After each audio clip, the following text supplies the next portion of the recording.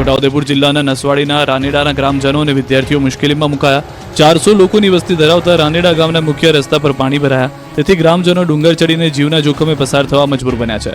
શાળાએ ગયેલા બાળકો પાણીના કારણે ઘરે પરત ન ફરી શકતા ગ્રામજનોએ ડુંગર પર ચડી બાળકોને બચાવી સહી સલામત ઘરે પહોંચાડ્યા. સ્થાનિકોએ ગામને જોડતા મુખ્ય રસ્તા પર ઊંચો સ્લેબ ડ્રેન બનાવવાની માંગ કરી.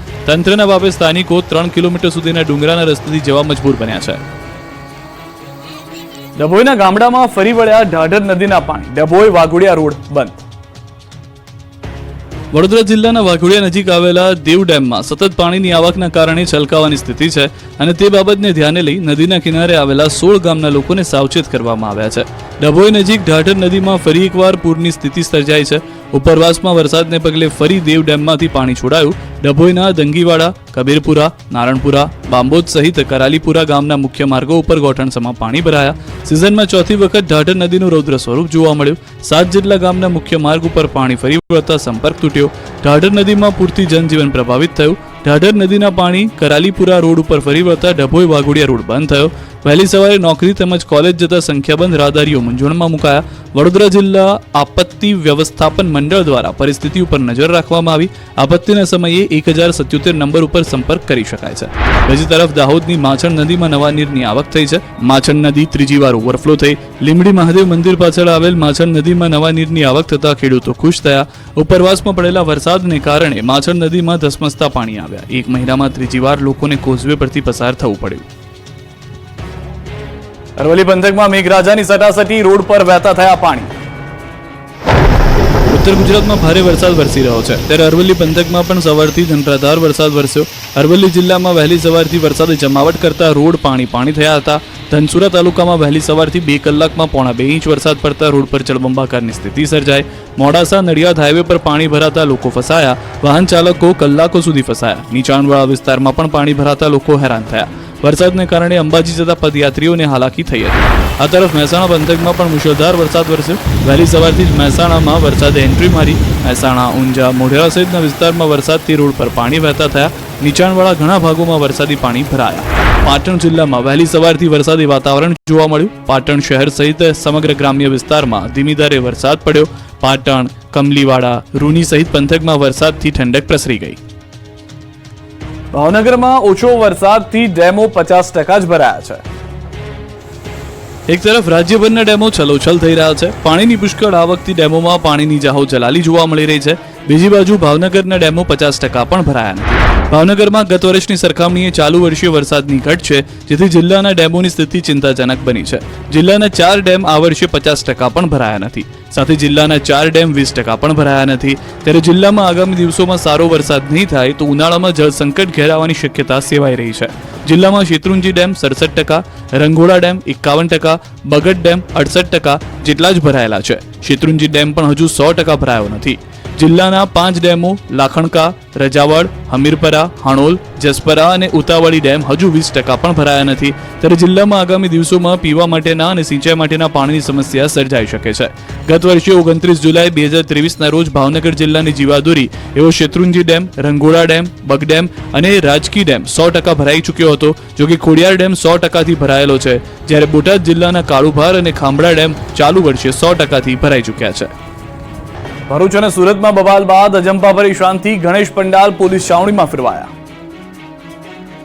ભરૂચમાં ધાર્મિક ઝંડા લગાવવા બાબતે 2 કોમના ટોળા આમને સામને આવી જતા મામલો તંગ બન્યો હતો. જોકે પોલીસ તાત્કાલિક ઘટના સ્થળે પહોંચી જતા સ્થિતિ તુરંત જ કાબૂમાં લીધી હતી. આ મામલે પોલીસે 20 લોકોના નામ સહિત ટોળા સામે ફરિયાદ નોંધી 17ની ધરપકડ કરી લીધી છે. કુકરવાડાના ગોકુલનગર વિસ્તારમાં લોકો ધાર્મિક ઝંડા અને તોરણ લગાવી રહ્યા હતા. એકબીજાના ઘર પાસે તોરણ નહીં લગાવવા અપીલ કર્યા બાદ પણ ઝંડા તોરણ લગાવતા મામલો બીચક્યો હતો અને જોતજોતામાં ટોળા એકઠા થઈ ગયા હતા. ઉગ્ર બોલાચાલી બાદ ટોળા વચ્ચે મારામારીના દ્રશ્યો પણ જોવા મળ્યા. પોલીસ કાફલો ખડકી ત્યાં ટોળે થયેલા તમામ લોકોને વિખેરી પરિસ્થિતિ પર તાત્કાલિક કાબુ મેળવ્યો. સ્થિતિ ફરી ન બગડે તે માટે સમગ્ર વિસ્તારમાં પોલીસના ધાડે ધાડા ઉતારી દેવામાં આવ્યા. સમગ્ર વિસ્તારમાં પોલીસ દ્વારા ફૂટ પેટ્રોલિંગ કરવામાં આવ્યું હતું. સુરતમાં ગણેશ ઉત્સવ પહેલા અશાંતિ ફેલાવવાના આરોપમાં 2 મહિલાની ધરપકડ કરાઈ છે. લઘુમતી સમાજની 2 મહિલાઓએ 2 બાળકોની દુકાનમાં લાવી હતી અને બંને બાળકોએ પ્રતિમાને ખંડિત કરી હતી, જેના કારણે દુકાનદારને 60,000નું નુકસાન થયું હતું. તો બીજી તરફ સુરતના સુરતમાં મોટા ગણેશ મંડળો પોલીસ રક્ષણની માંગ કરી રહ્યા છે. સૈયદપુરામાં બનેલા બનાવ બાદ મંડળોમાં ભય છે. શહેરના કોટ વિસ્તારમાં મોટા આયોજકો સુરક્ષા સલામતી માટે પોલીસ બંદોબસ્તની માંગ કરી સ્થાનિક પીઆઈ તેમજ કમિશનર સુધી રજૂઆત બાદ શહેર પોલીસે મોટા ગણેશ મંડળોને પોલીસ સ્ટાફની ફાળવણી કરી છે, જેમાં 2 પોલીસ જવાનો આખો દિવસ ગણેશ પંડાલમાં તૈનાત રહેશે. કેટલાક ગણેશ પંડાલો પર પોલીસે ફરજિયાત સીસીટીવી કેમેરા પણ મુકાવ્યા છે. કચ્છમાં ભેદી રોગથી ટપોટપ 16ના મોત, 2 મંત્રીના કચ્છમાં ધામા.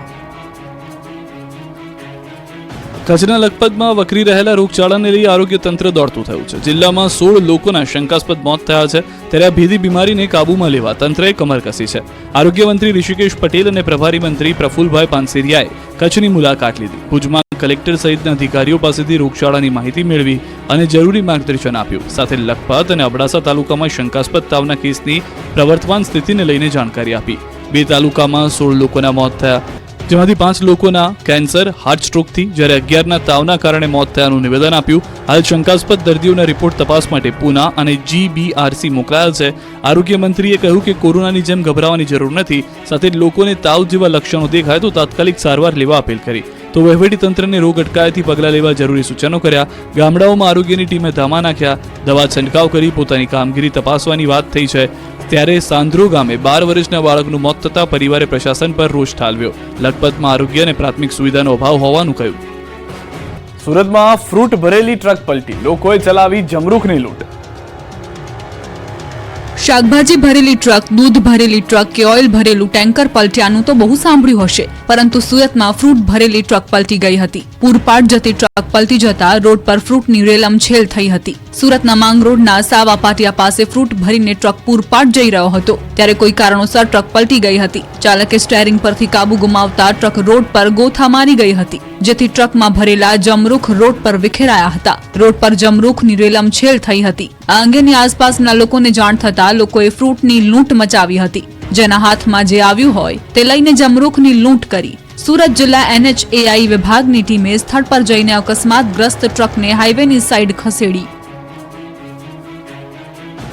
રાજકોટમાં 8 માસ પહેલા લીધેલા ઇલેક્ટ્રિક સ્કૂટરમાં બ્લાસ્ટ, સદનસીબે જાનહાની નહીં. ફરી એક વખત ઇલેક્ટ્રિક સ્કૂટરમાં બ્લાસ્ટ થયો હોવાની ઘટના સામે આવી. રાજકોટમાં ઇલેક્ટ્રિક સ્કૂટરમાં બ્લાસ્ટ થયો. કોઠારિયા રોડ પર સનાતન પાર્કમાં આ ઘટના બની. ચાર્જિંગમાં મૂકેલા ઇલેક્ટ્રિક બાઇકમાં બ્લાસ્ટ થતા દોડધામ મચી ગઈ. TVS કંપનીની ઇલેક્ટ્રિક બાઇકમાં બ્લાસ્ટ થતા ભાગદોડ મચી ગઈ હતી. બ્લાસ્ટ થવાના લીધે ઘરની તમામ વસ્તુઓ બળીને ખાખ થઈ ગઈ. ઘરનું તમામ વાયરિંગ પણ બળી ગયું. આ બાઇક 8 મહિના પહેલા જ લેવામાં આવ્યું હતું. સદનસીબે આ ઘટનામાં કોઈ જાનહાનિ થઈ નથી. બીજી બાજુ કંપની દ્વારા યોગ્ય પ્રત્યુત્તર ન મળતો હોવાનો આક્ષેપ મુકાયો છે. વિરમગામમાં વરસાદ અને પૂરના કારણે લાખો રૂપિયાનું સરકારી અનાજ પલળી ગયું. તંત્રના પાપે સરકારી અનાજ પલળ્યું છે. જનતાના કરોડો રૂપિયાનું ધોવાણ થયું છે. અદ્રશ્યો જુઓ. વરસાદ અને પૂરના કારણે લાખો રૂપિયાનું સરકારી અનાજ પલળ્યું. રાજ્યમાં